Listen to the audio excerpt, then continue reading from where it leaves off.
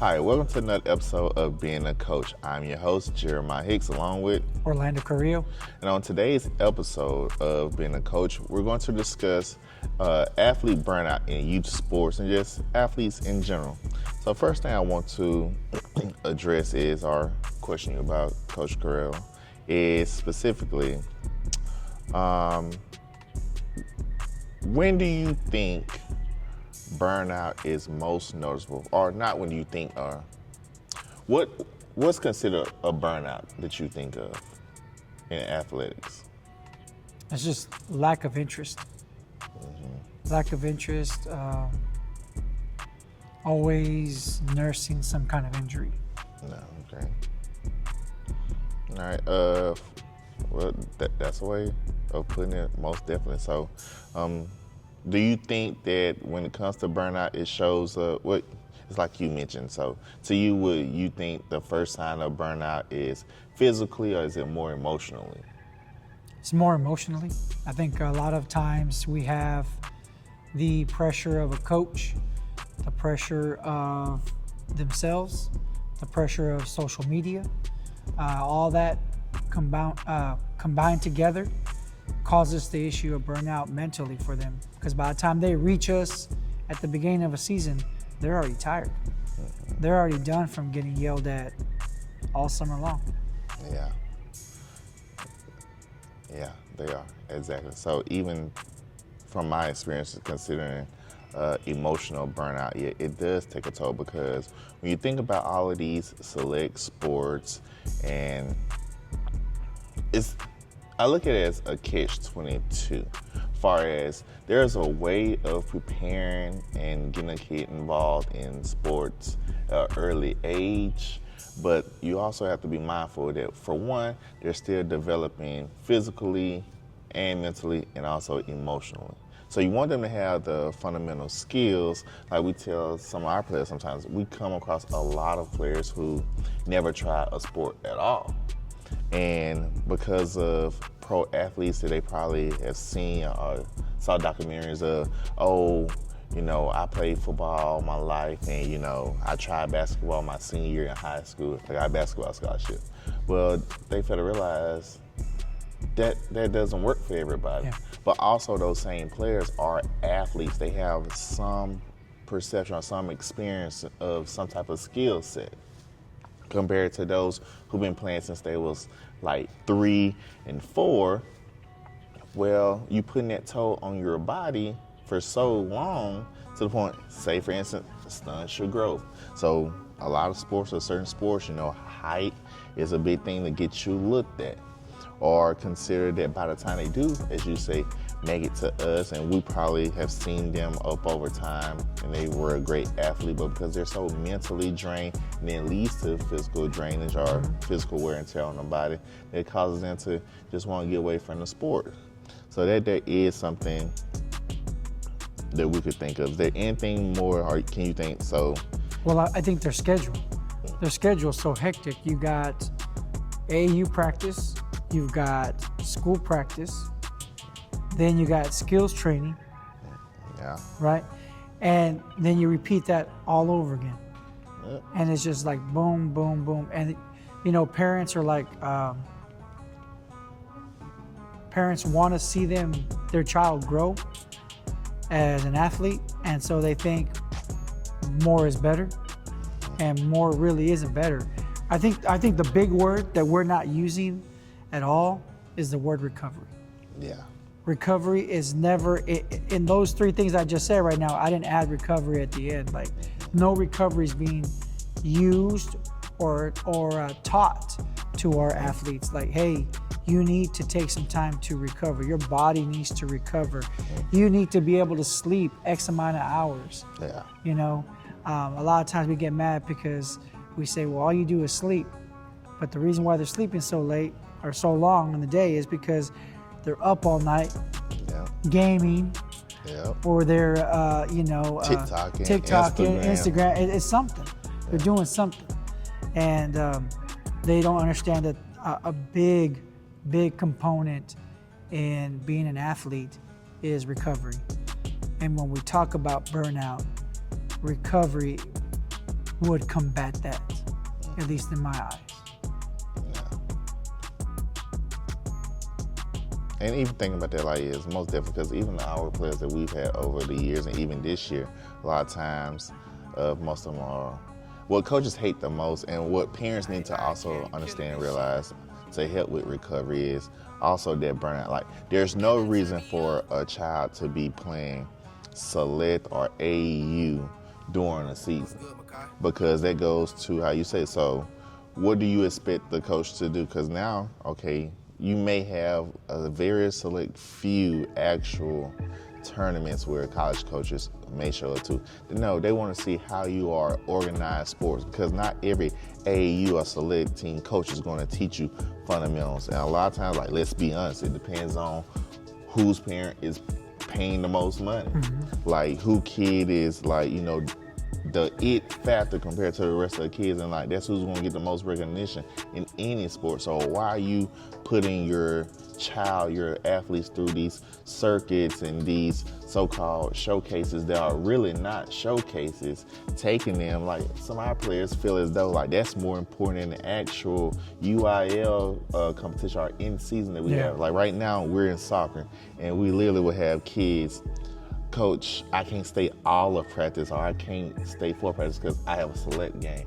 That's not how that works. But then also, you parents tend to get upset because Johnny or Susie gets hurt playing select or AAU, and they can't perform with the school, so you sit them out, because it's a catch-22 for us. Because for one, you want to look at it like, you didn't listen to me the first time I told you that this is more important than that. Also, you don't understand recovery. I have to sit you out because your parents obviously not going to do it. Your AAU or select team coach is not going to do it. So I'm going to have to do it for you. And even a lot of times we have kids who still try to fight through it, who are just that dedicated early on, and we have to forcefully like sit them down and tell them, this is what recovery looks like. Like, you have to rest. Like, your body has to rest in order for you to truly be successful. And we have to teach them how to listen to their bodies. We've got to teach them how to listen, and then how to actively recover. You know, what is needed. Do you need to ice it? Do you need to, do you need to elevate it? Do you just need to just rest? You're right. A lot of times now it falls on the coach if he feels it's important, right? Because everybody's different. On the coach to be that person to pull the kid back. Like, no, we gotta wait. And you're right. You bring up soccer this weekend that we had a tournament. We had guys playing. We played 3 games.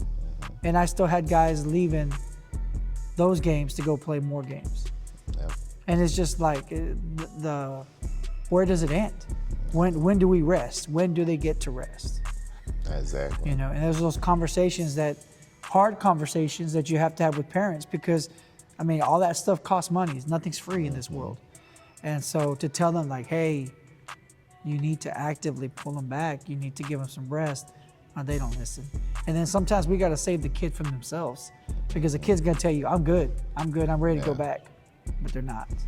And even considering that, something else that I have noticed personally, like with the burnout, even in professional sports, like it's younger and younger and younger. Because like even when you think about professional sports, a lot of people don't stay in it that long because of the actual burnout or the wear and tear on their bodies, and even mentally, emotionally. I give a prime example. So someone I went to college with, my best friend, like extremely great player, offensive lineman, got drafted in the NFL.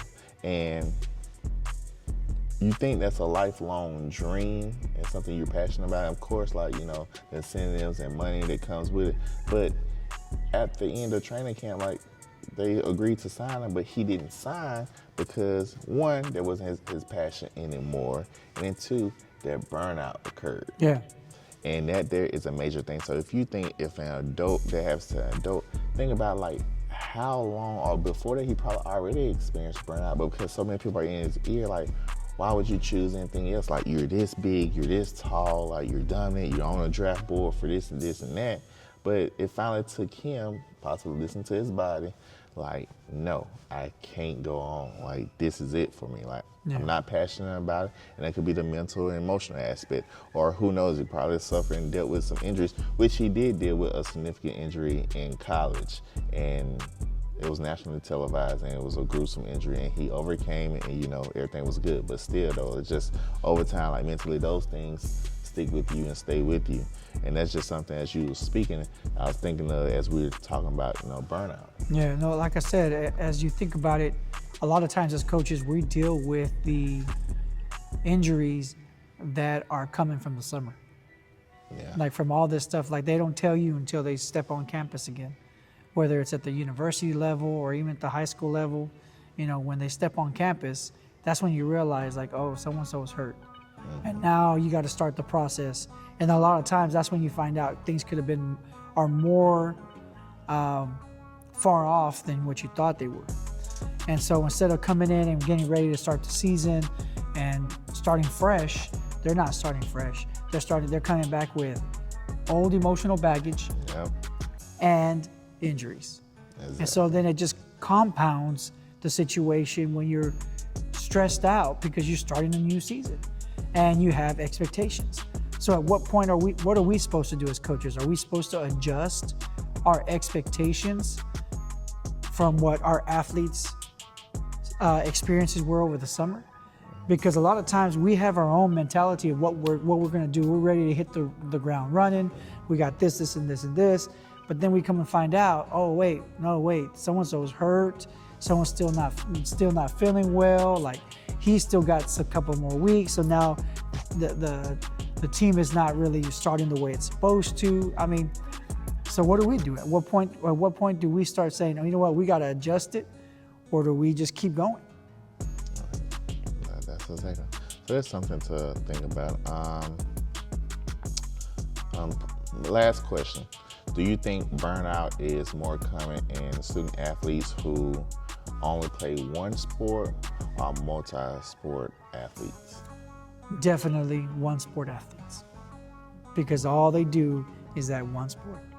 They train, they have skills, like I said, training skills, games, and then sometimes you have 4 to 6 games in a week or a weekend.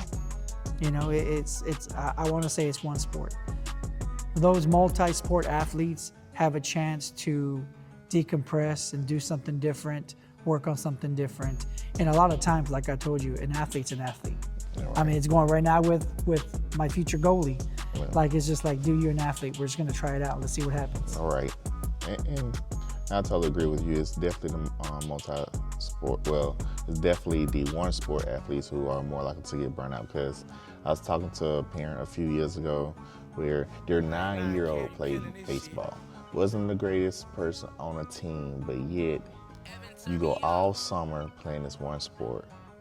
Then what should be the off season, which is school time, or the opportunity to try another sport, instead they was sending them to individual practice 2 times, 3 times a week. And I'm telling this parent, like, no, one, let a kid be a kid.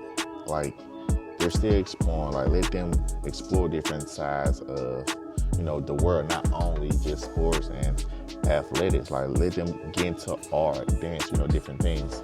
So that there was one of the major things that I had to tell that parent. That parent had the nerve to tell me, like, no, you'll be fine. I'm like, but that's the problem. Your child is not getting better in this sport because they could be burned out. Yeah. And you're not realizing it. They're tired of going to all these practices back to back to back. And it's just not fun for them. So they're content with where they're at. So that's what we're going to end at for today. So thank you all so much. As always, like, share, and subscribe. And until next time. Thank you.